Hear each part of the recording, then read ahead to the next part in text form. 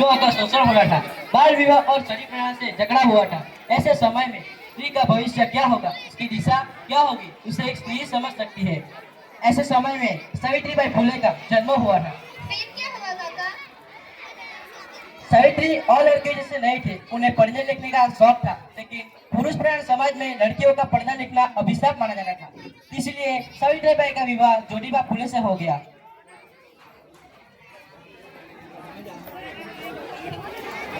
ज्योतिबा फुले से फुले ने ज्योतिबा फुले की जो सावित्रीबाई फुले जी को पढ़ने लिखने की इच्छा थी, उसे ज्योतिबा बहुत अच्छी जानती थी। और इसी तरह सावित्रीबाई की शिक्षा का आरंभ हुआ और सावित्रीबाई की आयु भी बढ़ती गई और उनके बीच का प्यार भी बढ़ता गया और इसी के साथ सावित्रीबाई की शिक्षा पूरी हुई। क्या हुआ? आप इतने परेशान क्यों हैं? सावित्री, कितनी अजीब बात है। हम अपने आंगन पर तो स्वच्छ देखना पसंद करते हैं, किंतु हमारे समाज को नहीं। पानी तब तक स्वच्छ रहता है जब तक वो बहता है। इसी तरह हमारे समाज को बोलना नहीं तो चालू कर हमारे दीजिए। विचार, हमारा बोलना नहीं तो चालू समाज कर आगे नहीं बढ़ा तो हम पिछड़ जाएंगे, मलिन ही रह जाएंगे। क्या सोच रहे हैं आप, जो आपको इतना विचलित कर रही है? स्त्रियों की दुर्दशा मुझसे देखी नहीं जाती और इस दुर्दशा का एक ही निराकरण है, विजय प्राप्ति। सावित्री, मैंने तुम्हें विजय देकर एक दिए को जलाया है। क्या इस एक दिए से 1000 दिए नहीं जला पाएंगे? मैं स्वयं जाकर स्त्रियों को बुलाऊं, ये शक्य नहीं है। क्या आप मेरे निश्चय को पूरा कर सकती हो? आपका प्रेम ही मेरे लिए प्रतिबद्धता है। सोच लो, रास्ता बहुत कठिन है। अगर आपका साथ रहा तो नहीं लगेगा। अंधकार कितना भी गहरा क्यों न हो, उजाला होता है। सावित्रीबाई ने अपने पति के साथ मिलकर देश में महिला शिक्षा के लिए नींव रखी और उसमें वो दिन की पहली महिला अध्यापिका बन गई और उन्होंने गांव में घर घर जाकर शिक्षा के लिए आमंत्रित किया। काका, मैं आपके बच्चे को शिक्षित करना चाहती हूँ। क्या आप नहीं चाहते कि आपकी बेटियां भी पढ़े लिखे, वो भी कुछ बने? क्या आप चाहते हैं वो सब भुगते जो आप लोगों ने भुगता है? बेटियों का भी शिक्षा पर उतना ही अधिकार है जितना कि बेटों का। अब मेरा भरोसा कीजिए, मेरा विश्वास कीजिए। नहीं करना हमको भरोसा, हमारी बेटियों को नहीं पढ़ाना है हमको। इनके इस काम के लिए कई लोगों ने विरोध किया और कई लोगों ने उसका समर्थन।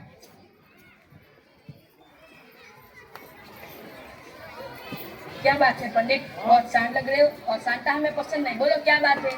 समस्या है महाराज। क्या समस्या है?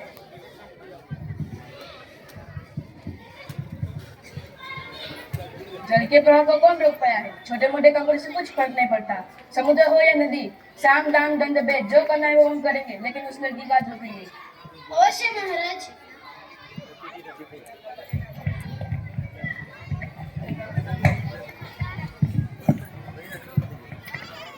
बच्चों, शिक्षा का वो प्रकाश है अंधकार को दूर करे। शिक्षा एक शक्ति है जो सारी कमजोरी दूर करे। विद्या हम सबका अधिकार है। विद्या के लिए कोई उच्च नीच छोट अछूत कुछ नहीं होता। विद्या तो एक पारस मणि है जिसे सिर्फ छूने मात्र से इंसान का जीवन स्वर्ण हो जाता है। विद्या से इंसान सिर्फ स्वयं का ही नहीं बल्कि पूरे संसार का उद्धार कर सकता है। समझे मेरी बात? बंद कर दो ये सब, जाओ अपने घर जाओ और यहाँ आने का दुस्साहस कभी मत करना।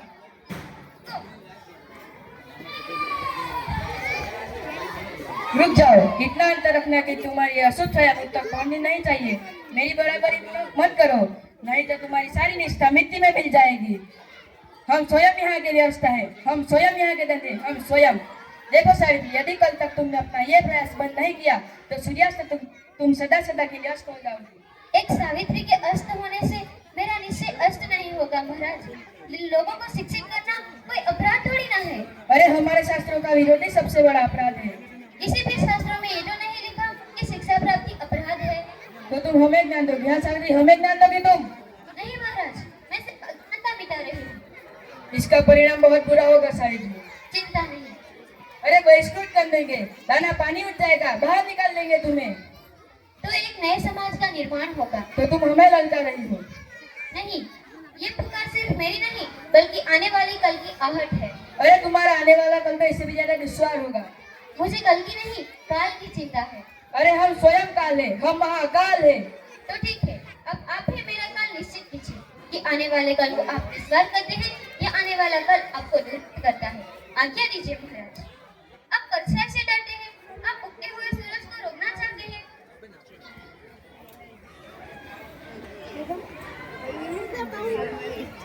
जी डरता नहीं लग रहा है, बिल्कुल भी नहीं।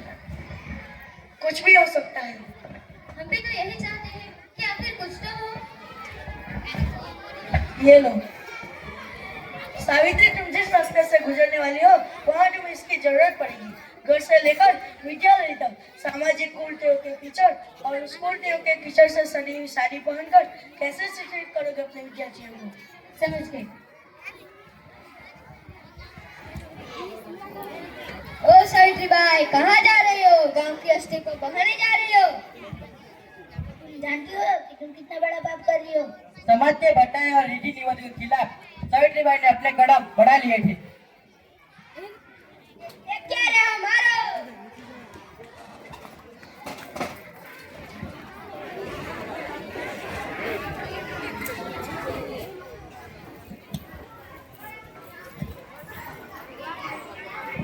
घर से लेकर विद्यालय तक सामाजिक कुरीतियों के कीचड़ और उस कुरीतियों के कीचड़ से सनी हुई साड़ी पहनकर कैसे शिक्षित करोगे अपने विद्यार्थियों को?